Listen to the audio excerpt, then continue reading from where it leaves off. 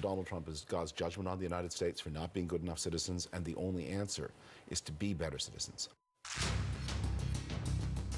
It's been a year of unpredictability and chaos within the White House. I don't think anybody has done what we've been able to do. Best not make any more threats to the United States. They will be met with fire and fury like the world has never seen. I am the least racist person you have ever interviewed. States like these and their terrorist allies constitute an axis of evil. Today, Frum is the senior editor of The Atlantic. He's a well-connected conservative and Republican, and he was part of CBC News' coverage on America Votes. Even then, he was dismayed at the idea of a Trump presidency.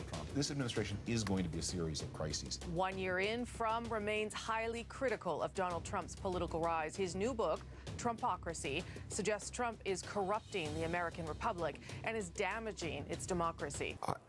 The shutdown was a deliberate trap that Republicans set for Democrats. That the goal of the shutdown was to change the subject.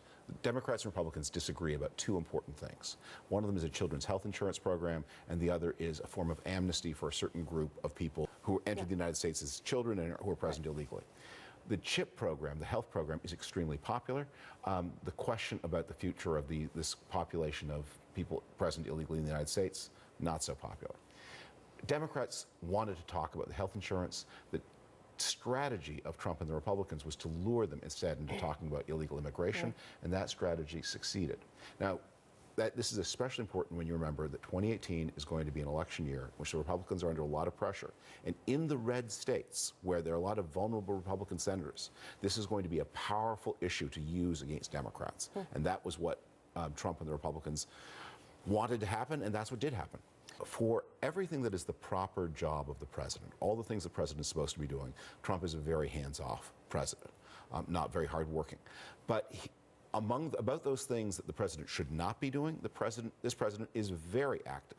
He is very active on working on his strategy to gain legal impunity, very active managing his business while as president, very active in the communication strategy. There's a view that some Trump critics cling to hopefully, that Donald Trump is such a doofus, he's just going to collapse of his own weight. And that is really mistaken. He is a much shrewder and wilier person than he's often given credit for. Well, bullies have an instinctive sense of other people's weaknesses. He found the weak in Ted Cruz and Marco Rubio and Jeb Bush and other primary opponents. In Hillary Clinton, he found the weak point, the point where you could put pressure and separate them from their potential supporters. And he's done the same thing to the American system of government. He's found its weak points and he's exploited them. Some of the damage that Donald Trump is doing can be repaired, but a lot of it cannot be.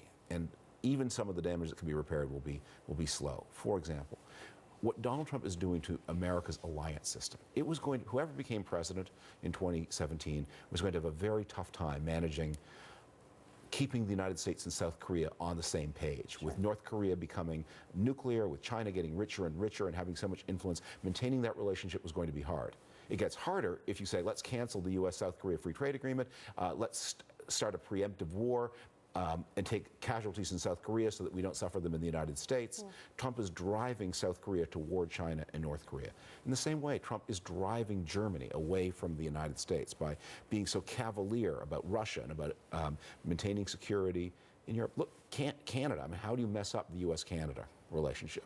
And yet, I can't remember when Canadians were more apprehensive about the leadership from the United States than they are today. That will be hard to repair.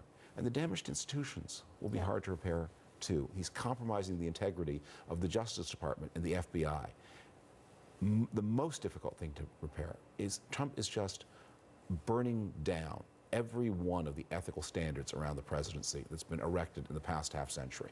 Right now, Donald Trump is receiving unknown millions of dollars in payments from all around the world, from business partners in the Philippines, in Turkey, United Arab Emirates, India, other places. Nobody knows how much, and nobody knows what he's doing in return. And all of this, it's legal because it never occurred to anybody to ban it. Try it, Because who would do it? Yeah. Bureaucracies don't like listening to politicians at any time. Yeah. The strongest bureaucracies in Washington are the military, the national, and the intelligence services. If they get good reason to disregard the president, that can, they will do it, and that can become a habit. You know, Donald Trump, every president gets a president's daily intelligence brief, the highest secrets of the United States. It's one of the most precious documents in the government. And typically, in a normal administration, 3 or 4 people will have access to that. The president, the vice president, probably the chief of staff, probably the national security advisor, possibly 1 or 2 other people.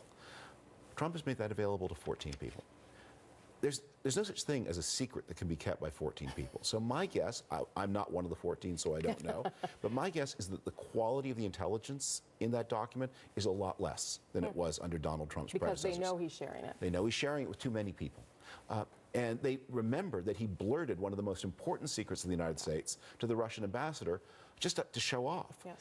So how much does Donald Trump really know about what the military is doing? How much does the military know? And by the way, how much is the military taking orders from President Trump? I mean, if he has some brainwave, theoretically, the president has the power to call over that nuclear briefcase at any time and attack anyone for any reason.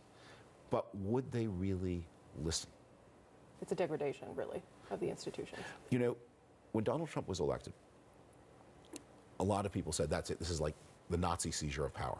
And the thing I tried to argue for a year is what Trump is to American democracy is not a heart attack, he's gum disease. He's a slow, festering degradation. You can die from gum disease if the infection gets into your body, but you don't fall over the first moment you get it. I often joke, Donald Trump is God's judgment on the United States for not being good enough citizens, and the only answer is to be better citizens. The thing that is so inspiring about these women's marches is that these are orderly. There's no street theater. No one's burning the flag.